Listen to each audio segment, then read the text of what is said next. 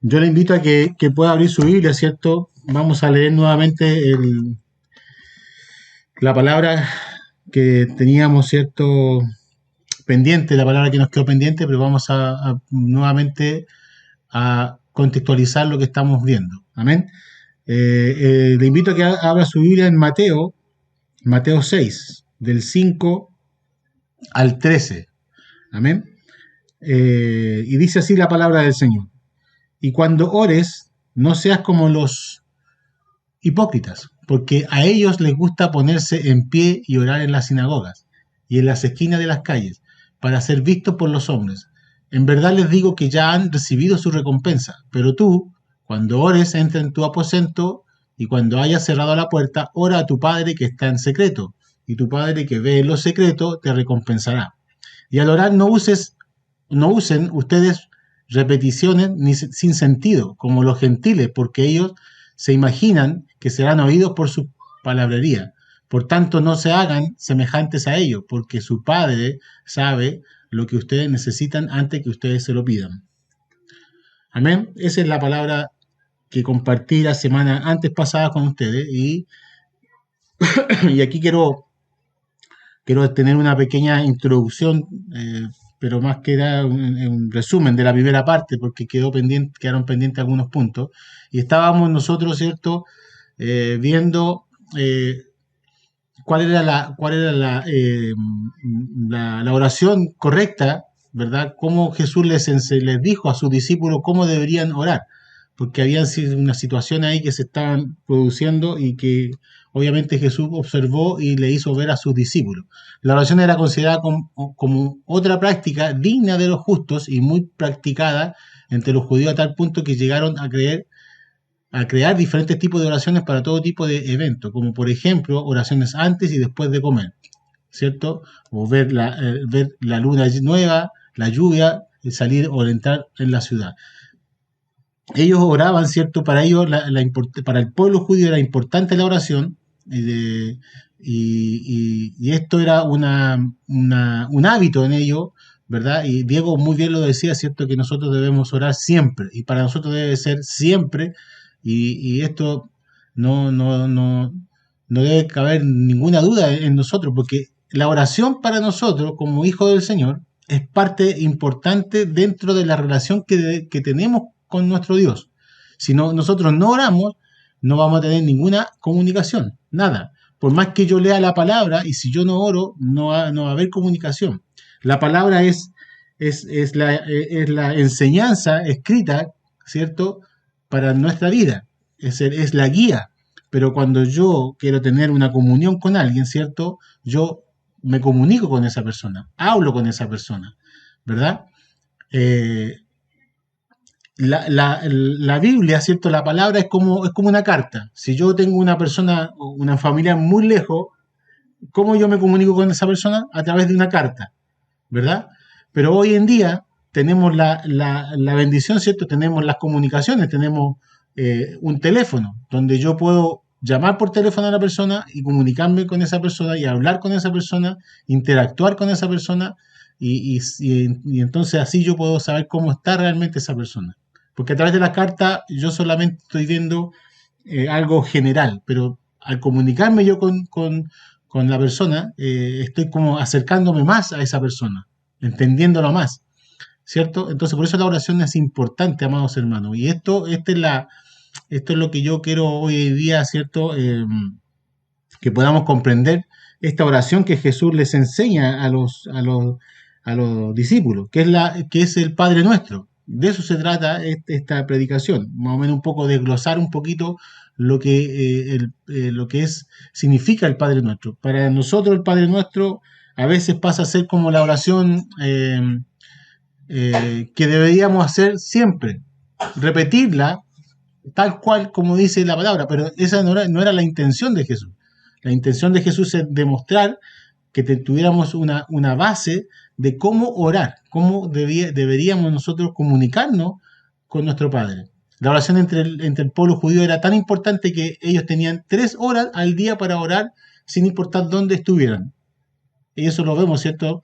En varios pasajes. Las horas de la oración eran la hora tercera, ¿cierto? Que era a las 9 de la mañana, la hora sexta, que era el mediodía, las 12, y la novena, que era a las 3 de la tarde. Esas eran las tres oraciones importantes que ellos tenían durante el día. Y la pregunta es, ¿cuántas veces oramos nosotros en el día? Pero bueno, esa pregunta y la respuesta solamente tú y el Señor lo saben. Pero para que entendamos que para el pueblo, cierto judío, era tan importante que ellos tenían 3 horas, dedicaban 3 horas al día para orar. Eh, por eso los salmistas, por eso el salmista, perdón, declaraba en el Salmo 55, dice, tarde, mañana y mediodía me levantaré y gemiré y él oirá mi voz. ¿Amén? Los musulmanes tienen esta misma costumbre. Los musulmanes tienen esta misma costumbre, amados hermanos. La intención de esta práctica era crear la buena costumbre de buscar a Dios, sin embargo llegó a convertirse en algo monótono. Se practicaba no de corazón sincero, sino prácticamente como robot. O sea, lo hacían porque tenían que hacerlo. Y eso no es la intención de orar de esa manera. O sea, yo puedo orar, sí, puedo orar, pero tengo que hacerlo de una forma sincera, de un corazón contrito y humillado, como lo vamos a ver más adelante, ¿cierto? Un versículo que nos habla de eso. La manera, y yo veíamos, ¿cierto? ¿Cuál era la manera incorrecta de orar? Porque aquí en este pasaje aparece, y por eso yo quería desglosarlo con ustedes. Dice Mateo 6:5, dice, cuando ustedes oren, así les decía Jesús a los discípulos, cuando ustedes oren, no oren como los hipócritas, porque a ellos les gusta ponerse en pie y orar en las sinagogas y en las esquinas de las calles, para ser vistos por los hombres. En verdad, les digo que ya han recibido su recompensa. Una vez más, Jesús hace referencia a la manera incorrecta de hacer cosas correctas. Muchas veces nos pasa, amados hermanos, a veces nosotros hacemos muchas cosas incorrectas y deberíamos hacerlas de forma correcta. Muchas veces creemos que estamos haciendo bien, pero la verdad que no estamos haciendo bien. Y esto es lo que Dios le viene a corregir y a advertirle a los discípulos que no deberían hacerlo de esa manera. La oración siempre ha sido clave en la vida piadosa. Sin embargo, los líderes religiosos de los tiempos de Jesús lo hacían solo para impresionar a los demás. Claro, por eso ellos se paraban en la esquina, ¿cierto? Y ellos oraban y tenían una oratoria muy fluida, ¿verdad? Entonces ellos solamente lo hacían para ser vistos, para demostrar que ellos tenían una oratoria, ¿cierto? O un discurso muy bien planificado, por decirlo así. Y Jesús a él no le interesa, a él sí, obviamente le interesa que nosotros estemos preparados, que sepamos, ¿verdad? Tengamos palabras en nuestra vida, en nuestro corazón. Pero justamente a eso es lo que apunta Dios. Jesús apuntaba al corazón, que nuestras oraciones deben ser desde el corazón, no para demostrar lo que yo sé o lo que yo he aprendido y lo que soy. Porque si vamos a eso, en realidad nosotros no somos nada. Porque es todo por gracia. Dios nos da la gracia a nosotros para hacer lo que somos hoy en día. No hay mérito en nosotros. Él nos da a nosotros esa gracia para poder ser lo que somos hoy en día. Por lo tanto, si yo voy a demostrar algo, voy a demostrar a Cristo en mi vida. No voy a demostrar lo que yo sé, sino que tengo que demostrar lo que Cristo está haciendo en mi vida. De igual forma, los fariseos y escribas solían hacer elocuentes oraciones en voz alta con el fin de que los demás los escucharan y los alabaran por su gran retórica. ¿Ve? O sea, ellos lo hacían de esa manera, lo hacían para ser visto, para que llevarse ellos la gloria, para llevarse ellos las felicitaciones y los elogios. Pero aquí no estamos nosotros para ser elogiados, estamos para predicar la palabra, para llevar el mensaje. Nada más. No pretendemos nosotros ser grandes hombres que tengan una muy buena oratoria, no pretendemos eso. Ahora, si Dios obviamente usa a un hombre que tenga una buena dicción, una buena oratoria y que tenga una memoria excelente y donde se explaya muy bien a través de la palabra, bien, pero siempre tiene que hacerlo pensando que todo lo que él está haciendo, lo está haciendo porque Dios le dio la capacidad. Y es para demostrar, no demostrarse a sí mismo, sino que para demostrar a Dios, a Cristo, a través de su predicación o de su oración, en este caso. Nuestro Señor lo dice de la siguiente forma: porque ellos aman el orar en pie en la sinagoga y en las esquinas. Ellos amaban hacer eso, en las calles, para ser vistos de los hombres. O sea, Jesús ya los tenía como identificados, como alguien dijo por ahí, los tengo a todos identificados, él los tenía identificados. De más, si él conoce, a él no se le puede engañar. Nosotros podemos hacer miles de cosas, podemos, no sé, podemos orar muy lindo, muy bien, pero él conoce el corazón tuyo, él conoce mi corazón, él sabe cómo yo lo estoy haciendo, con qué intención lo estoy haciendo. En la parábola del fariseo y el publicano, Jesús ofrece un buen ejemplo de cómo eran las oraciones de ellos. En Lucas 18, 11 al 12 dice: el fariseo puesto en pie oraba así, de esta manera: Dios, te doy gracias porque no soy como los demás hombres, estafadores, injustos, adúlteros, ni aun como este recaudador de impuestos. Yo ayuno 2 veces por semana, doy el diezmo de todo lo que gano. O sea, él trataba de mostrar, ¿cierto?, que él era un hombre muy piadoso, que él cumplía todo lo que demanda, ¿cierto? En este caso, él diezmaba, él ayunaba, pero él lo hacía solamente para demostrarle a los demás y hacer ver al publicano, ¿cierto?, hacerlo sentir como que él estaba mal y él estaba bien. Estos métodos de oraciones públicas caían en la ostentación, o sea, él quería darse a conocer que él era el que estaba en forma correcta. Pero ya sabemos que a Dios no le interesa eso, no le interesa, sino que a Dios le interesa el corazón, cómo está nuestro corazón. Cuando yo voy a orar, y bien lo decía Diego, ¿cierto? Muchas veces nosotros ocupamos la oración solamente para pedir. Pero aquí vemos una estructura, por eso yo quería compartir con esta lámina para que me entendieran, pero hay una estructura tan bien hecha que la saqué, ¿cierto?, de ahí, de un libro, y me gustó mucho y quería compartirla con ustedes. El Padre Nuestro está bien estructurado. Y eso es lo que nosotros debemos aprender. Eso es lo que Jesús, esa es la intención de Jesús diciéndole a los discípulos: cuando ustedes oren así, de esta manera. Entonces, la manera incorrecta es no ser ostentoso, no orar, ¿cierto?, para que los demás digan: oh, que ora lindo, que maravilloso. No. Como lo hacían los hipócritas, así dice la palabra. Es fuerte, es muy fuerte lo que dice ahí Jesús. Pero también Él nos dice y nos corrige, ¿cierto? De esta manera deberían orar. ¿Cuál es la manera correcta de orar? Ahí en Mateo 6, en el mismo pasaje, ¿cierto? En Mateo 6, 6, 8 dice: pero tú, cuando ores, dice, entra en tu aposento y cuando hayas cerrado la puerta, ora a tu Padre que está en secreto. Y tu Padre que ve los secretos te recompensará.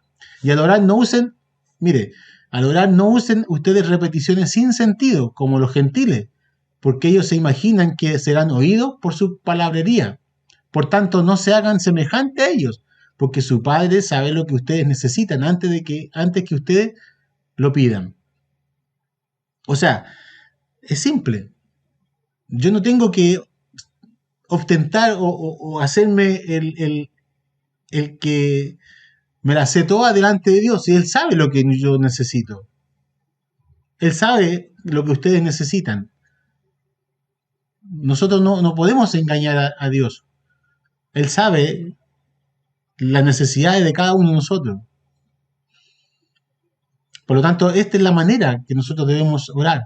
Dice que debemos orar, ¿cierto?, en lo secreto. No como aquellos que oran, ¿cierto?, en la esquina, como lo habla. Estamos hablando en el contexto bíblico, ¿verdad? Para que nadie se sienta ofendido acá, no. Pero sí, también quizás un poco nos habla también hoy en día nosotros, cómo debemos hacerlo.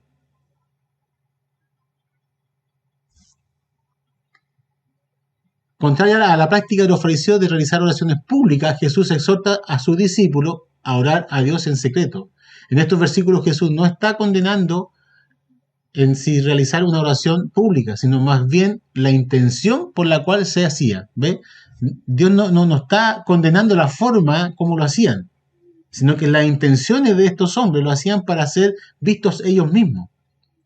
¿Ya? Por eso digo yo, no se sienta nadie ofendido, porque en el fondo hay hermanos nuestros, ¿cierto?, que salen a predicar en las calles, ¿cierto?, y ellos oran, y eso está bien, pero no olvidemos que cuando oremos, ¿cierto?, esa oración debe ser una oración sincera, de saber de que estamos dirigiéndonos al Padre Creador, ¿ya? Que Él solamente se tiene que llevar toda la gloria. Nosotros no, nosotros somos instrumentos en sus manos, nada más. Somos instrumentos usados para la gloria de Él. Somos sus cartas abiertas, dice la palabra. La verdadera oración tiene que nacer de un corazón necesitado, que busca tener un momento de comunión y comunicación con Dios. Eso es. La oración debe ser de esa manera, amados hermanos. Es que tener un corazón, ¿cierto? Un corazón necesitado. Yo necesito, ¿cierto? Muchas veces nosotros vamos y vamos a pedir, pedir, pedir. Pero aquí no está hablando de esa necesidad de pedir, de yo necesito un auto, yo necesito una casa, Dios conoce lo que a nosotros nos hace falta, Él sabe cuáles son nuestras necesidades. Yo por eso siempre cito esta palabra que dice, buscad el reino y su justicia, primeramente, ¿cierto? Que es buscarle a Él, buscar su palabra, buscar su presencia, y lo demás viene solo, va a venir. Pero primero debemos buscarle a Él. Pero cuando dice con un corazón necesitado, es cuando eso es una dependencia, de saber de que nosotros dependemos de Él. Y para depender de Él yo tengo que ir con un corazón contristo y humillado, ¿no? Así aquí yo, Señor, yo vengo a demandarte que me hagas esto, que yo necesito esto, y si tú no lo haces, bueno, yo no voy más a la iglesia, yo no lo diezmo, yo no voy a ofrendar, yo no saludo más al pastor, no saludo más al hermano. No, amados hermanos. Debemos tener ese corazón contristo y humillado cuando vamos delante del Señor, cuando vamos a orar, tenemos que tener esa actitud. No la actitud de los hipócritas, como aquellos que oran, ¿cierto? Y su corazón está lejos de estar en comunión con Cristo. En la Biblia encontramos ejemplos de cómo los gentiles solían hacer las largas y vanas repeticiones con el fin de ganar la atención de sus dioses. Por ejemplo, cuando Elías desafió a los profetas de Baal en el monte de Carmelo, ellos hicieron largas repeticiones invocando a su Dios desde la mañana hasta el mediodía. Tú y yo conocemos esa historia. Es una historia donde ellos, ¿cierto? Se juntaron había muchos profetas. Yo no recuerdo cuántos profetas eran, pero eran muchos, 400 si no me equivoco. 400 profetas eran, que se reunieron ellos, y ellos todos invocaban a sus dioses y hacían sus parafernalias, ¿cierto? Y sin embargo Elías, él solo, y más él se reía, yo me lo imagino, él se reía de ellos, se burlaba de ellos, porque él sabía de que ellos no tenían ningún efecto. Sin embargo, Elías, ¿cierto?, solo oró al Dios vivo, al Dios real. Ahí vemos, ¿cierto?, cómo muchos, ¿cierto?, hacen estas oraciones repetitivas, estas oraciones que no tienen sentido, que no tienen ningún efecto. No van a producir ningún efecto excepto demostrarse a ellos, de hacerse populares, porque hacen estas oraciones grandes. Imagínense, 400 profetas y aquí había solamente uno. ¿Se imaginan? Toda la atención estaba sobre esos 400 profetas. Y yo me imagino que nadie daba ni un peso, por decirlo así, por Elías. ¿Por qué? Porque ellos eran 400 y me imagino que se formó todo ahí una cosa bien planificada, qué sé yo, algo muy, muy lindo. Como hoy en día vemos muchas cosas que se hacen, ¿cierto? Y se hacen para ser vistos, pero realmente no se hace como Dios quisiera.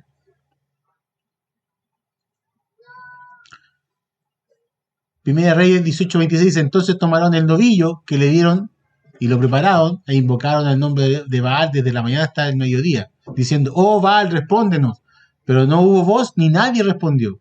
Y danzaban alrededor del altar que habían hecho. Ellos hacían sus fiestas, hacían sus cosas, qué sé yo, pero nada, no sucedió nada. Sin embargo, Jesús aclara que Dios no se impresiona por los elocuentes palabrerías, ya que esta es la actitud de los hipócritas. Lo que se espera en la oración es un corazón humillado, que busque sinceramente su presencia y reconozca que solo en Él se encuentra su refugio. Amén. La oración no pretende cambiar la voluntad de Dios, sino más bien conformarnos a la voluntad de Dios. Nosotros debemos conformarnos a la voluntad de Dios. Nosotros debemos aceptar la voluntad de Dios. Más cambiar las cosas, la oración pretende cambiar al hombre para que éste se amolde, ¿cierto?, de una mejor manera a la voluntad divina. ¿Ve? Eso es depender, de saber de que nosotros dependemos de Dios. Nosotros no somos los que demandamos a Dios. Dios nos demanda a nosotros. Él demanda a nosotros aquí y demanda santidad, demanda, cierto, que nosotros le obedezcamos. Amén. La oración del Padre Nuestro dice: ustedes pues oren de esta manera: Padre nuestro que estás en los cielos, santificado sea tu nombre, venga tu reino, hágase tu voluntad, así en la tierra como en el cielo. Danos hoy el pan nuestro de cada día y perdónanos nuestras deudas, como también nosotros hemos perdonado a nuestros deudores. Y no nos dejes caer en tentación, sino líbranos del mal, porque tuyo es el reino, el poder y la gloria para siempre. Amén. Ahí yo quería compartir, por eso yo quería compartir este cuadro, ¿cierto? Hay una introducción. En la primera parte, ¿cierto?, hay una introducción. Dice: Padre nuestro que estás en los cielos. Esta es una introducción. Pero después vienen unas ciertas peticiones. ¿Pero acerca de quién? Del Señor. Dice: santificado sea tu nombre. Número 1. Número 2. Venga tu reino. Dice: 3. Y hágase tu voluntad como en el cielo, así también en la tierra. Después vienen peticiones que son para nosotros. Dice: el pan nuestro de cada día, dános hoy. Perdónanos nuestras deudas, como también nosotros perdonamos a nuestros deudores. Número 6. No nos metas en tentación, mas líbranos del mal. Y como conclusión, ¿cierto? Porque tuyo es el reino y el poder y la gloria por los siglos de los siglos. Amén. Si nos damos cuenta de esta estructura, amados hermanos, primeramente nosotros debemos elevar una oración al Padre, al Creador de todas las cosas. Pero ¿qué hacemos nosotros? Nosotros lo primero que hacemos, vamos y pedimos, vamos a pedir al tiro. No perdemos tiempo, vamos y pedimos al tiro. Y no es así. Aquí nos está enseñando claramente primero que debemos honrarle en nombre de Dios, reconocer que Él es el Dios poderoso, que es el Dios que reina, el Dios que es soberano, el que sustenta todas las cosas, el cual están todas las cosas sujetas, el que nos sustenta, el que nos da. Reconocer de que de Él vienen y provienen todas las cosas.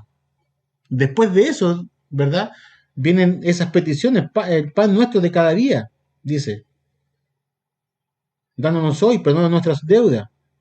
Y al final, ¿cierto?, concluye, ¿cierto?, nuevamente exaltando el nombre del Señor, porque tuyo es el reino, el poder y la gloria. Y esa es así, esa es la estructura correcta. La oración del Padre Nuestro se ha llegado a considerar una oración modelo que tiene como objeto servir de ejemplo de los elementos básicos que deben poseer nuestras oraciones, y no para usarla de manera supersticiosa ni como repetidos rezos, la cual el Señor condena. O sea, no es malo tampoco orar Padre Nuestro, que sí, es recordar, pero entendamos que no es la oración que así debemos hacer, repetirla, sino que aquí hay un cuadro, ¿cierto?, que Dios nos dice: así deben hacerlo. Y para entender, ¿cierto?, debemos entender, dice: Padre nuestro que estás en los cielos. O sea, Él está diciendo que nosotros debemos dirigirnos a Él primeramente en nuestra oración. Si no, sería fácil. Sería repetir lo que está en la Biblia. No, Jesús nos está diciendo acá que nosotros debemos dirigirnos a Él, ¿cierto?, con nuestras palabras, como tú quieras decirle, pero dirigirnos a Él, reconocerle a Él. Estaba leyendo también por ahí que esto pasa, amados hermanos, pero no en el caso nuestro. Doy gracias a Dios que no en el caso nuestro, porque Muchas iglesias, amados hermanos, no están recibiendo la doctrina, las doctrinas básicas. Y al no tener doctrinas básicas, no hay conocimiento, ¿verdad?, del carácter de Cristo, de la forma, quién es Él, realmente Él, quién es Él. Solamente conocemos nosotros que Él es Dios, el Creador, el que nos dio a su Hijo para ser salvos. Hasta ahí llega nuestra teología. Pero damos gracias a Dios que nuestra iglesia, ¿verdad?, está recibiendo palabra donde estamos conociendo más allá y aún estamos, es como la punta del iceberg. O sea, no es que nosotros tampoco seamos no, y tampoco pretendemos, ¿verdad?, de jactarnos de que nosotros sabemos mucho, no, tenemos que saber mucho más, pero damos gracias a Dios que Dios nos está dando esta luz hoy en día, y a través de esta palabra, de esta luz, ¿cierto?, nosotros podemos entender, de saber de que Dios es soberano, que Dios es justo, que Dios es bueno. Son las características, ¿cierto? Siempre se me olvida esta palabra, son los atributos de Dios. Y muchas veces no sabemos porque no nos explican, no nos enseñan. Por eso es importante estudiar los atributos de Dios para conocer realmente a quién estamos sirviendo. Cuando yo decía la semana pasada también, cuando nosotros, por ejemplo, recibimos una invitación, ¿cierto?, de alguien importante, como un presidente o un jefe, para no ser tan... a veces es imposible que el presidente no invite, no es imposible, pero es más difícil. Pero hagámoslo un jefe, por ejemplo, que de pronto me diga a mí, oye Raúl, ¿sabes qué? Necesito que vengas tal día, tengo una reunión de directorio donde se juntan todos los ejecutivos, ¿cierto?, y necesito que tú estés presente. ¿Usted cree que yo voy a ir a lo mejor con la ropa de trabajo, ¿cierto? Esa ropa que a lo mejor no es la mejor ropa, ¿verdad?, la cual yo uso para agacharme, para sentarme, me ensucio. ¿Usted cree que yo uso esa? No, yo me preparo, ¿verdad? Me preparo, voy con la mejor ropa, me pongo la mejor corbata, a lo mejor un terno, me preparo, me voy la mejor vestimenta posible. Y tal vez me preparo, digo yo, capaz que, ¿para qué quiere que yo vaya? A lo mejor quiere que yo diga un discurso, que diga mi testimonio de cómo yo me tratan aquí, no sé. ¿Y qué hago? Hago un pequeño bosquejo, ¿cierto? Un discurso pequeño para hacer ver, digamos, mi parecer. Hay una preparación, ¿cierto? Aparte de la preparación, ¿cierto? Hay una intención, ¿cierto?, de poder estar ahí, en ese lugar y demostrar, ¿verdad?, que estoy delante de ellos, de personas importantes. Y lo hacemos. Yo creo que nadie de nosotros puede decir, no, yo no lo haría así. Yo puse este ejemplo, yo creo que a todos nos pasaría. Yo creo que todos, si alguien nos invita, a alguien importante, vamos de la mejor forma y nos preparamos. Asimismo, amados hermanos, Jesús nos está enseñando que cuando nos dirigimos, ¿cierto?, al Padre, debemos dirigirnos primeramente a Él. Cuando yo voy a donde mi jefe o estoy ahí, yo saludo primero, saludo a todos los ejecutivos, a mis jefes, los saludo. Y con educación, ¿verdad? Asimismo, Jesús nos enseña que nos dirijamos al Padre como corresponde, como Él se lo merece. Si lo hacemos con los hombres, ¿cómo no lo vamos a hacer con Dios? Que Él nos dio la vida, que nos dio la salvación a través de su Hijo. Pero hay muchas maneras, y los discípulos, ¿cierto?, en el Nuevo Testamento nos enseñaban. Juan 14:13 dice, nos enseñan que debemos orar en el nombre de Jesús. Pero también el 1 Timoteo 1:2 también nos enseña que a incluir a todos los hombres y gobernantes. ¿Ve? Son matices. Ahí vamos colocando, ¿cierto?, a los gobernantes, como lo hacemos, ¿cierto?, en la oración que hacemos nosotros todos los lunes, ¿cierto? O cuando hay devocionales, la incluimos. Estamos orando por los gobernantes. Dice en 1 Tesalonicenses 5:17, nos enseña a orar sin cesar. O sea, siempre debemos orar, debemos estar siempre orando. No es buscar un día, ni una hora, ni un momento especial. Todo momento debemos estar orando. Así como lo hacían el pueblo, ¿cierto? Ellos dedicaban 3 horas durante el día para orar. Padre nuestro que estás en los cielos. Jesús nos enseña que toda la oración debe iniciar exaltando, como decía yo antes, exaltando y santificando su nombre. Realmente la primera parte, ¿verdad? Padre nuestro que estás en los cielos, es una invocación al Dios verdadero, mientras que la segunda parte dice, santificado sea tu nombre, es la primera petición. O sea, lo que nos enseña que antes de poner cualquier petición delante de Dios, debemos presentarnos delante de Él con reverencia y exaltándolo a Él. Porque tenemos que reconocerle primero a Él, con reverencia, para exaltarle. Amén. Jesús enseñaba a sus discípulos a llamar a Dios Padre, lo cual no era un concepto ajeno en el Antiguo Testamento. Deuteronomio 32:6 dice, así pagan ustedes al Señor, oh pueblo insensato e ignorante. ¿No es Él tu Padre que te compró, Él te hizo y te estableció? O sea, aquí vemos, ¿cierto?, cómo Jesús, ¿cierto?, enseñaba a sus discípulos a, a dirigirse, ¿cierto?, al Padre. Y aquí hay una palabra que por mucho tiempo nosotros hemos usado, ¿cierto?, usamos en nuestras oraciones, porque teníamos una mala interpretación. La palabra Abba Padre no significa papito, porque decirle papito a Dios es humanizarlo. Es nuestro Padre. Él es Padre, es nuestro Creador. Yo no puedo dirigirme papito, no puedo decirle así. Padre, que estás en los cielos, santificado sea tu nombre. Padre, o sea, Abba Padre es una expresión de justamente de ir delante de Él en una actitud de humillarse delante de Él, de demostrar, ¿cierto?, de que Él es el Dios Todopoderoso. Eso significa Abba Padre, no papito, significa el Dios Todopoderoso. A ti yo me dirijo, a ti el Dios Todo Creador. Eso significa. Para los judíos Dios era visto como un ser santo, justo y temido por sus grandes juicios. Pero también nos enseña que es un ser glorioso al que debemos temer y reverenciar por su gran santidad y gloria al estar sentado en su trono en los cielos.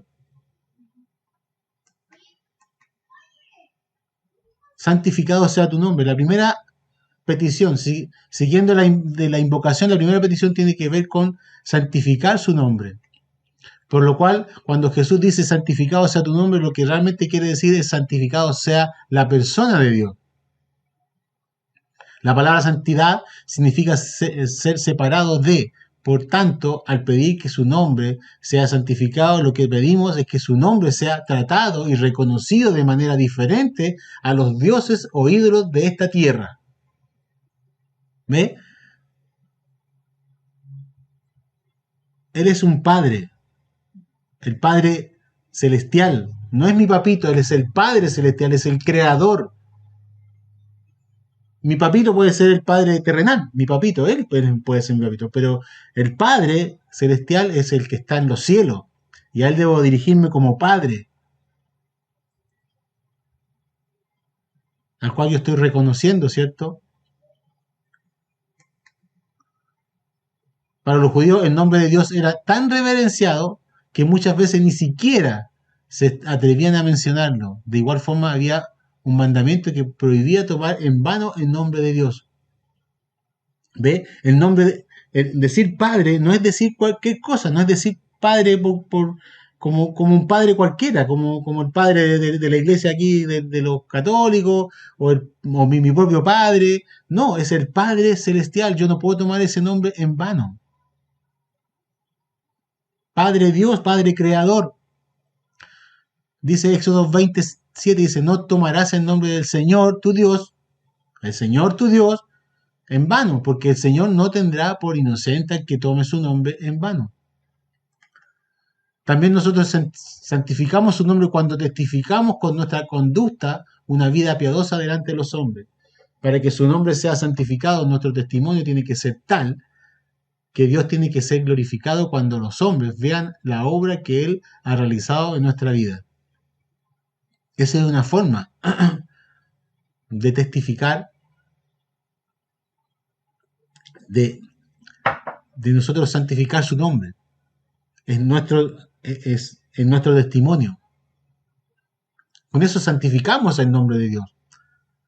Porque los demás van a ver, ¿cierto?, lo que Dios está haciendo con nosotros. Cómo nos está.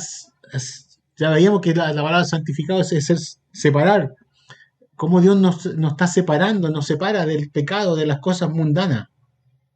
Por eso muchos le llaman la atención, dicen, oye, pero ¿por qué tú no puedes ir a una fiesta? ¿O por qué tú no bebes o fumas un cigarro? ¿Por qué tú no haces lo que hace el mundo? Es porque Dios nos santifica, Dios nos aparta de las cosas del mundo.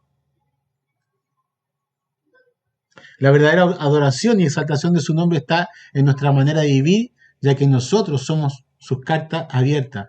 2 Corintios 3, 2 al 3 dice, ustedes son nuestra carta escrita en nuestros corazones, conocida y leída por todos los hombres, siendo manifiesto que son cartas de Cristo redactadas por nosotros, no escritas con tinta, sino con el Espíritu de Dios vivo, no en tablas de piedra, sino en tablas de corazones humanos. Y ahora entramos, ¿cierto? Con eso era el resumen de la primera parte. Ahora entramos, ¿cierto? A donde dice, venga tu reino. La segunda petición de la oración de modelo es, venga tu reino. En los evangelios la palabra, el reino de Dios y el reino de los cielos se usan indistintamente y se refiere al gobierno soberano, glorioso y poderoso de nuestro Señor. El concepto de reino de Dios no es exclusivo del Nuevo Testamento. De hecho, el libro del profeta Daniel se hace mención de un reino eterno que se establecerá en esta tierra. Daniel 7:14 dice, y le fue dado dominio, gloria y reino para que todos los pueblos, naciones y lenguas les servirán. Su dominio es un dominio eterno que nunca pasará y su reino uno que no será destruido. El profeta Isaías nos da más detalle en cuanto a dicho reino mesiánico. Isaías 42:6 dice él, poca cosa es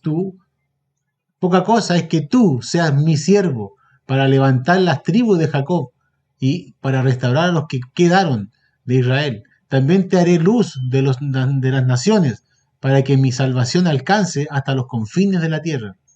Por tanto, para los judíos no era un tema nuevo, al contrario, ellos vivían esperando el establecimiento del reino de Dios en esta tierra. Por ejemplo, José de Arimatea, ¿cierto?, un miembro del Sanedrín, la Biblia declara que él esperaba el reino de los cielos. Marcos 15:43 dice, vino José de Arimatea, miembro prominente del concilio, que también esperaba el reino de Dios. Y llenándose de valor, entró a donde estaba Pilato y le pidió el cuerpo de Jesús. También lo vemos, ¿cierto?, en el malhechor, que estaba, ¿cierto?, que murió clavado junto a Jesús, ¿cierto?, en la cruz. Le suplicó que acordara de él cuando viniera en su reino. Y en Lucas 23:42, y añadió, dice Jesús, acuérdate de mí cuando vengas en tu reino. Jesús enseñaba acerca del reino de Dios. En Mateo 3:2 dice, arrepiéntanse, porque el reino de los cielos se ha acercado. O sea, nosotros, y aquí hay una parte interesante, nosotros deseamos el reino de Dios. Si bien es cierto, el reino está en nosotros, pero para que sea completo el reino de Dios tiene que venir, ¿cierto?, el dueño del reino. Y ese es cuando Él venga en su segunda venida.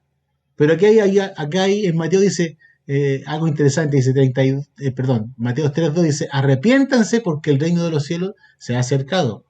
O sea, para que yo, como hijo de Dios, ¿cierto? Que deseo, anhelo ese día en el cual venga el reino de Dios, venga por segunda vez, venga y Él establezca su reino aquí en medio de esta tierra, ¿cierto? Él lo establezca, yo debo arrepentirme, primeramente. Para yo pertenecer a ese reino debo arrepentirme. Es importante el arrepentimiento, amados. Nosotros no podemos vivir una vida cristiana sin tener arrepentimiento.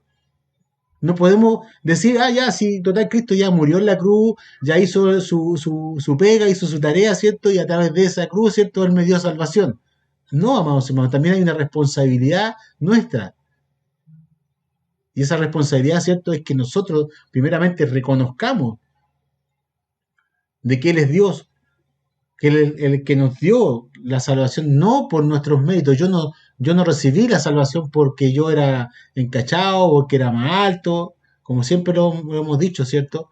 O porque, no sé, porque eh, tengo condiciones, ¿cierto? Para ciertas cosas en mi trabajo, soy un buen deportista. No, Dios nos escogió, nos eligió por voluntad de Él, por gracia fuimos escogidos, no porque nosotros lo merecíamos. Por lo tanto, nosotros debemos de qué arrepentirnos. Todos los días, dice su palabra, que todos los días debemos arrepentirnos, porque estamos en deuda. Y una deuda que nosotros no podríamos haberla pagado, pero sin embargo Jesús pagó esa deuda al darnos, ¿cierto?, la salvación. Pero para eso nosotros ahora debemos arrepentirnos de todas las cosas malas que hacemos. Y no solamente arrepentirse significa dejar de hacer lo malo y no volver a hacerlo. Porque si no no sería un arrepentimiento. Sería, ¿cómo es la palabra? Sería remordimiento. Tengo acá mi voz en off que me está repitiendo acá, que se me olvidan las palabras, pero remordimiento. Muchas veces hablamos, ¿cierto? Y decimos esto, y claro, lloramos y decimos muchas cosas, pero después volvemos a hacer lo mismo. Y eso es remordimiento. O sea, en el fondo no estoy haciendo un arrepentimiento verdadero. Sus parábolas trataban acerca del reino de Dios, también en las cartas del Nuevo Testamento los apóstoles hablaron acerca del reino de Dios. Romanos 14:17, 1 Corintios 4:29, 6:9, 15 y 50, Gálatas 5:22. Hay muchos versículos donde habla, ¿cierto?, acerca del reino de Dios, el reino de su Hijo amado, Colosenses 1:13, su reino celestial, 2 Timoteo 4:18. Su reino inconmovible, Hebreos 12:28, el reino de Cristo, Efesios 5:5, y el reino eterno de nuestro Señor y Salvador Jesucristo, 2 Pedro 1:11. Muchas citas bíblicas donde habla del reino de Dios. Muchos confunden el reino de Dios con la iglesia. Sin embargo, son dos conceptos diferentes, aunque la iglesia tiene parte de este reino glorioso. Sí, muchos creen que este reino comenzó cuando la profecía de Joel del derramamiento del Espíritu Santo se hizo realidad en el día de Pentecostés. Joel 2:28, 29, o Hechos 2:1-13. La palabra griega que aquí se traduce como reino es basilea, e involucra tres aspectos importantes: el territorio sobre el cual el rey reina, la dignidad real, su majestad y gloria, y el ejercicio de su poder soberano o su reino efectivo. Por tanto, podemos decir que la petición de venga tu reino se orienta más a la tercera. ¿A cuál? Al ejercicio de su poder soberano o su reinado efectivo. O sea, entendemos que nosotros somos parte, ¿verdad?, del reino de Dios. La iglesia es parte del reino de Dios, sí. Pero falta, ¿cierto?, que Jesús, ¿cierto?, se establezca su reino en medio de esta tierra. Y eso nosotros lo sabemos cuando venga, ¿cierto?, en su segunda venida. Pero eso ya es más escatológico, no es mi intención enredarnos, sino que entendamos, ¿cierto?, que el reino de Dios se orienta más a la tercera, y ya que así, bien es cierto, su reino está entre los creyentes, sí, está el reino entre nosotros, ¿ya? pero no ha llegado la consumación completa, la cual iniciará cuando Jesús venga en gloria y en segunda venida y reine para siempre. ¿Sí? Eso, a eso se refiere. En nuestras peticiones nunca debe faltar aquella que exprese nuestro anhelo porque Dios establezca su reino entre nosotros. Por eso el Señor en el libro de Apocalipsis, en su último capítulo, alienta a los cristianos a mantenerse santos, preparados, esperando ardientemente su segunda venida. ¿Ve? Nosotros debemos estar preparados. No esperar el día sin antes no estar preparados. Nosotros no podemos vivir, amados hermanos, como dice el pastor, ¿cierto? Así como él dice, hay una frase muy típica que él dice, como eh, algo de la pepa, no me acuerdo cómo es la palabra, pero nosotros no podemos vivir ¿ah? Viviendo la pepa, así, no. Debemos estar preocupados, debemos estar, ¿cierto? Siempre estar preparados, leyendo, ¿cierto? Escudriñando y de pedirle al Señor que nos ilumine cada día más, que nos enseñe, que nos guíe, de estar escuchando la palabra, de ir a la iglesia, de escuchar las predicaciones, de estar en los estudios. Esa es la vida del cristiano. Pero muchos estamos más comunicados con el celular, con el WhatsApp, con el Facebook, con el Instagram, con el de la otra del pajarito, que es el Twitter, y cuántas cosas más que hay hoy en día, ¿cierto?, que nos entretienen. Ahora, no es que yo esté en contra de esas cosas, yo las uso, pero también debo tener tiempo y más tiempo para la lectura, para la oración, más que cualquier cosa. Todo me es lícito, pero no todo me conviene. ¿Cierto? Hágase tu voluntad. Y esta es la parte, yo creo que aquí nos parte a todos. Aquí no hay nadie, como dice por ahí, no hay como dice, ningún mono queda parado. Aquí todos caemos. Porque hacer la voluntad de Dios es difícil. Es difícil. Llegamos a la tercera petición, hágase tu voluntad como en el cielo, así también en la tierra. Si observamos, las primeras tres peticiones están relacionadas con los intereses de Dios.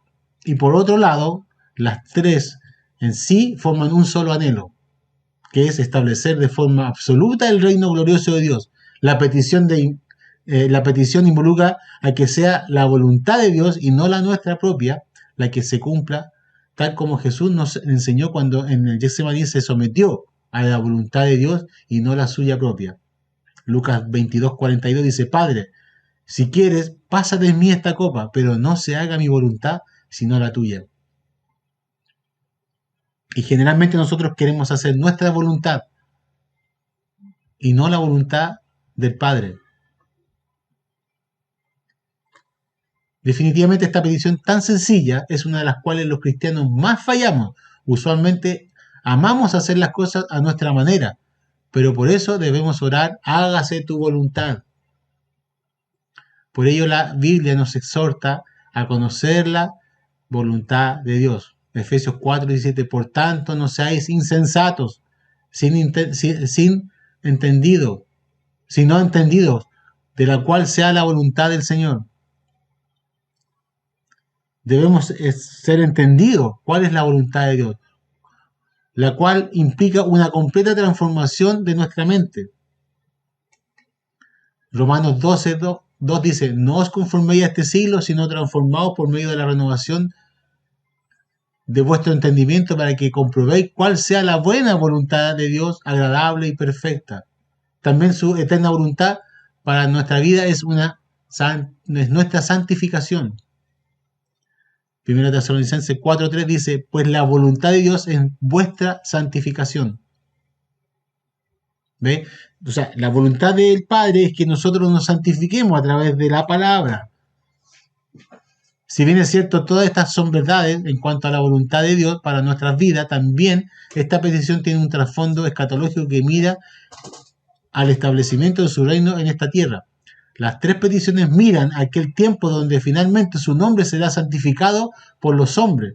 Su reino vendrá a establecerse con poder y gloria, y su voluntad se hará aquí en la tierra, así como lo es en los cielos.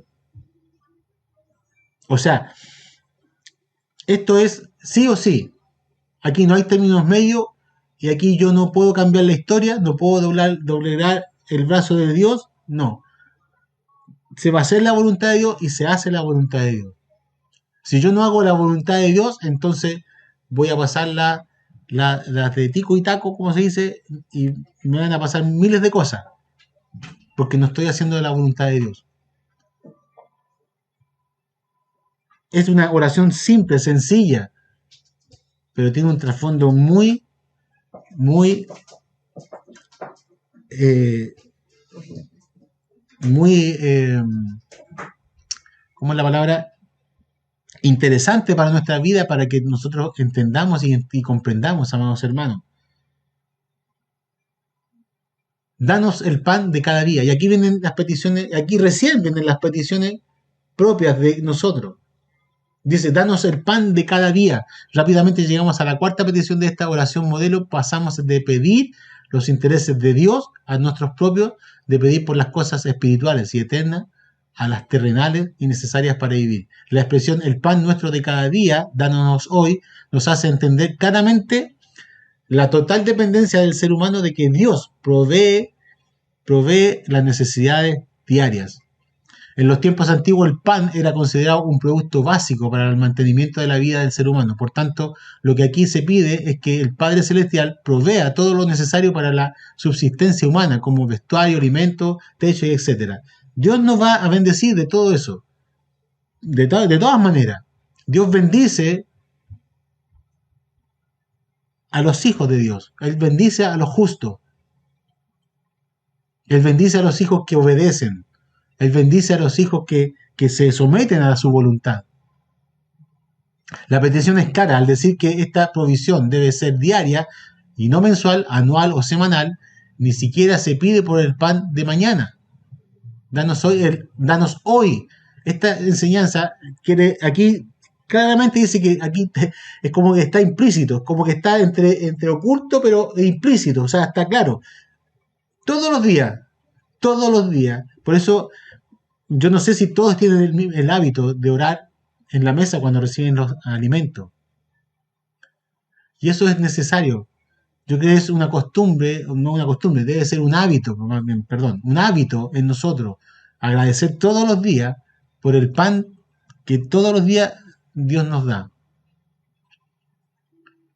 Pero yo no puedo estar pidiendo, Señor, dame el pan para todo el mes y hacer una pura oración y total ya oré para todo el mes. No. Todos los días nosotros debemos orar por la dependencia, porque dependemos de Él. Decía que la petición es cara, ¿cierto?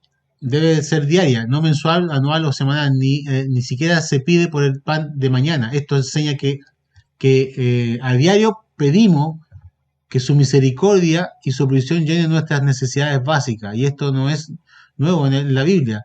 De hecho, lo vemos en el libro de Éxodo, cuando Dios proveyó el maná y les pidió que cada día recogieran solo lo necesario, a excepción del sexto día, que recogían el doble debido al Sabbat, una fiesta que tenían ellos, ¿cierto? Y cuando recogían más de lo necesario, el maná ya no era comestible.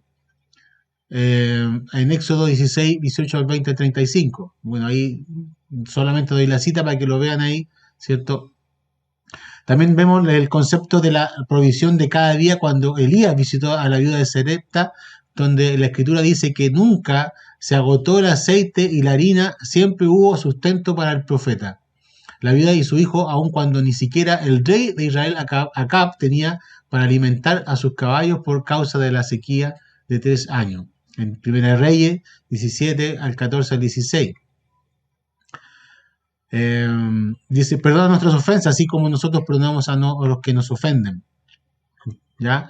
La quinta petición es tan importante como la de pedir a diario nuestro pan y está relacionada con la salud espiritual y moral. La petición es perdónanos nuestras deudas como también nosotros perdonamos a nuestros deudores. El estudio del griego nos puede ayudar a acercarnos a su verdadera interpretación. Por un lado, la palabra deuda proviene del griego ofeilema, que literalmente significa alguien que está endeudado. Jesús utiliza esta palabra de deuda para referirse a pecados, porque en el arameo la palabra que se utiliza tanto para pecado como para deuda era la misma, ya que para los judíos nuestros pecados eran una deuda moral y espiritual que adquirimos con nuestro Señor. Por otro lado, se encuentra la palabra perdónanos, que proviene del griego ophiemi, que puede traducirse como perdonar, abandonar, echar fuera, salir, dejar, remitir. Y en este sentido se refiere a una clase de perdón que echa fuera todos nuestros pecados para no ser recordados. El perdón perfecto, por ende, en nuestras oraciones debemos pedir por el perdón de todos nuestros pecados. En el Antiguo Testamento vamos a encontrar salmos donde se pide el perdón de Dios. Salmo 25:7. También encontramos la confesión de pecado en algunas oraciones modelos como el del profeta Daniel, la de Nehemías, de Esdras. En el Nuevo Testamento también se nos exhorta a pedir perdón por nuestras transgresiones. 1 Juan 1:9 dice, si confesamos nuestros pecados, Él es fiel y justo para perdonar nuestros pecados y limpiarnos de toda maldad, sin decir, si decimos que no hemos pecado, le hacemos a Él mentiroso y su palabra no está en nosotros. Ahora bien, la oración añade algo más y es que seamos perdonados como nosotros perdonamos a los que nos ofenden. Jesús espera que nosotros sepamos perdonar a todos aquellos que nos ofenden. De lo contrario, ¿cómo podremos clamar por perdón si nosotros guardamos odio en contra de alguien que nos ofendió? Con respecto a esto, Jesús relató la parábola de los dos deudores. Mateo 18, 23, 35. Ya sabemos, ¿cierto?, que uno fue perdonado, ¿cierto?, por 10.000 talentos, ¿cierto?, y ese mismo no pudo perdonar a otro. Entonces, ahí está la clave. Si a nosotros nos perdonan, ¿cierto?, nosotros también debemos perdonar a aquellos que nos ofenden. Amén. Luego, pasando los días, ¿cierto?, dice, encontró un consiervo que le debía 100 denarios, y bueno, todos conocemos esa historia. Amados hermanos, ya no me queda tiempo. Dice, es decir, el perdón se debe otorgar cuando el que ha ofendido se arrepiente, ¿cierto? Y aquí hay una palabra, dice Lucas 17:3, dice, mirad por vosotros mismos, si tu hermano pecare contra ti, repréndele, y si se arrepientiere, perdónale. Aquí esta palabra a mí me dejó plop, porque en realidad esta parte de la Biblia muchas veces es mal utilizada por las personas que dañan a otros, diciéndole a sus ofendidos que deben perdonar, porque así dice la Biblia. Por tanto, tienen que seguir aguantando. Pero esto no es así. El perdón se le otorga a alguien que se arrepiente, y el arrepentimiento trae un cambio en la actitud, pensamiento y sentimiento. En Mateo se nos ofrece otro ejemplo de cómo y cuándo se otorga. Mateo 18:15 dice, por tanto, si tu hermano peca contra ti, ve y repréndele, estando tú y él solo. Si te oyere, has ganado a tu hermano, mas si no te oyere, toma aún contigo a uno o dos, para que en boca de 2 o 3 testigos conste toda palabra. Si no lo oyere a ellos, dile a la iglesia, y si no oyere a la iglesia, tenle por gentil y publicano. Las palabras has ganado a tu hermano significan que la persona se arrepintió. Pero si no lo hace, se tiene que confrontar con testigos y luego con la iglesia. Y así, aún así, no acepta su culpa, se tiene que tener por gentil y publicano. Es decir, alejarse de él y no recibirlo entre los hermanos. ¡Wow! Fuerte la palabra, pero por eso digo, nosotros a veces no practicamos toda la palabra. Y a veces nos acomodamos la palabra muchas veces a nuestros propios intereses. Y no es así, la palabra hay que cumplirla tal cual. Es difícil. Por eso hacer la voluntad de Dios es complicado, es difícil. Yo sé que es difícil, amor, pero debemos. Por eso esta oración modelo debe ser así. Hágase tu voluntad, como en el cielo, así también en la tierra. Debemos hacer la voluntad de Dios. No nos metas en tentación. La sexta petición está relacionada con la quinta. Después de pedir que Dios perdone nuestros pecados, Jesús nos enseña a pedirle que nos ayude a no pecar al decir no nos metas en tentación. Estas palabras han dado mucho que comentar en cuanto a la pregunta, ¿es Dios el que tienta al hombre? para poder responder a esta interrogante podemos evaluar el significado etimológico de la palabra griega que aquí se traduce como tentación. Para tener una mejor idea, la palabra tentación se traduce de peirasmo, la cual tiene un doble significado. Por un lado, cuando se refiere a Satanás, la palabra usualmente se traduce como tentación, pero cuando se usa en referencia a Dios, se traduce como prueba. La Biblia es clara al decir que Dios jamás tienta a nadie, sino es una obra del diablo que seduce nuestra vieja naturaleza para que pequemos. Santiago 1, 13, 15, cuando alguno te es tentado, no diga que es tentado de parte de Dios, porque Dios no puede ser tentado por el mal, ni él tienta a nadie, sino que cada uno es tentado cuando de su propio de su propia concupiscencia es atraído y seducido. Entonces la concupiscencia, después de que ha concebido, da a luz el pecado, y el pecado siendo consumado da a luz la muerte.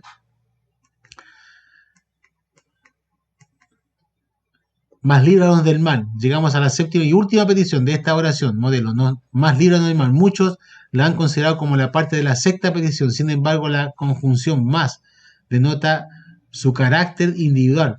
Por lo tanto, por otro lado, la sexta es concluyente al solo pedir que seamos librados de las tentaciones, una parte del mal, mientras que la séptima pide la liberación de todo el mal, enfermedad, escasez, economía y ataques del hombre malo, el diablo o cualquier tipo de tragedia. Los cristianos sabemos que vivimos en un mundo dañado por el pecado y lleno de maldad. Por tal motivo, en nuestras oraciones debemos pedir por la protección divina.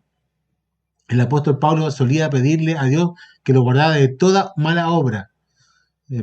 Segunda Timoteo 4:18, y el Señor me librará de toda obra mala y me preservará para su reino celestial. A Él sea la gloria por los siglos de los siglos. Amén. También decía que Dios tiene poder de librarnos del poder de las tinieblas, el cual nos ha librado de las potestades de las tinieblas y trasladado al reino de su amado Hijo.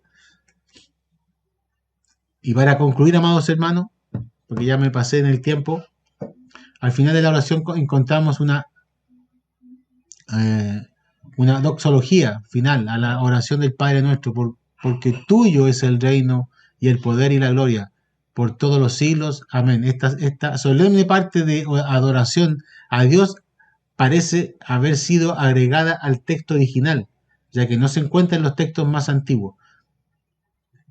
Por ejemplo, en la Vulgata Latina, obra del IV siglo del erudito Jerónimo, no la considera. Esto teniendo en cuenta que el autor era considerado un crítico muy reverencial y conservador, como también competente e imparcial. Muchos creen que fue agregada por motivos litúrgicos, como una forma de finalizar la oración glorificando a Dios. Otros consideran que fue inspirada de una oración que aparece en Primera Crónica 29:11, tuya, oh Jehová, la magnificencia, el poder, la gloria, la victoria y el honor, porque todas las cosas que están en el cielo y en la tierra son tuyas. Tuyo, oh Jehová, es el reino y tú eres excelto sobre todo. Sea como sea, amados hermanos, así como nuestras oraciones deben iniciar adorando y magnificando el nombre de nuestro Dios, deben terminar de igual manera. Así finaliza una oración muy diferente a la de los judíos, que repetían que solamente ellos querían demostrar lo que sabían. Nuestras oraciones no deben ser tan extensas, deben ser directas, deben ser muy con nuestro corazón, ¿cierto?, compungido, con un corazón contristo y humillado, como dice su palabra. Solo así, amados hermanos, vamos a tener esa comunión perfecta con Cristo. No deben ser tan extensas y expresar de manera sencilla la forma de cómo Dios desea que los hijos del reino vivan. Por eso Tertuliano, un padre de la iglesia primitiva, llamó el resumen de todo el Evangelio. Amén. Que el Señor nos bendiga y que espero que esta palabra, que yo sí lo creo, porque toda la palabra nos enseña, nos guía y nos bendice de gran manera. Así que voy a orar cortito. Padre, te doy gracias por esta tu palabra, Dios mío. Oramos, Señor, para que esta sea, Señor, el principio, Dios mío, de poder orar de la forma correcta, Dios mío. Primeramente, dirigiéndonos a ti como Padre, Padre eterno, glorioso, majestuoso, que creaste todas las cosas y en esa creación, Señor, tú nos creaste a nosotros. Gracias porque por gracias somos lo que somos, Dios mío, y por eso somos hijos agradecidos. Más que pedir, Señor, estamos agradecidos de todo lo que tú nos das. Aún, Padre eterno, de todas las cosas que para nosotros son adversas, sabemos que tú tienes el control porque tú eres el Dios poderoso. Gracias, Dios mío. Bendice a cada hermano, cada hermana, cada hogar, Señor, sea grandemente bendecido en esta noche. Te lo ruego, te lo pido, en el precioso nombre de Cristo Jesús. Amén y amén. Que el Señor les bendiga, que tengan una buena noche, descansen y que podamos seguir meditando en su palabra, que es un manantial de agua viva para nuestra vida. Que el Señor les bendiga. Somos Iglesia Ciudad de Dios, palabra, fe y conquista. Nuestra misión y pasión es cumplir la gran comisión dada por el Señor Jesucristo. Predicar con fidelidad el Evangelio, las buenas noticias de salvación, y formar discípulos que sigan la visión de Cristo. Te invitamos a nuestras reuniones dominicales a las 11 horas. Estamos en Hipólito Sala 2035. Cerro Navia, Santiago de Chile. Y visítanos en nuestras redes sociales. Que Dios te bendiga y te transforme por el poder de su palabra.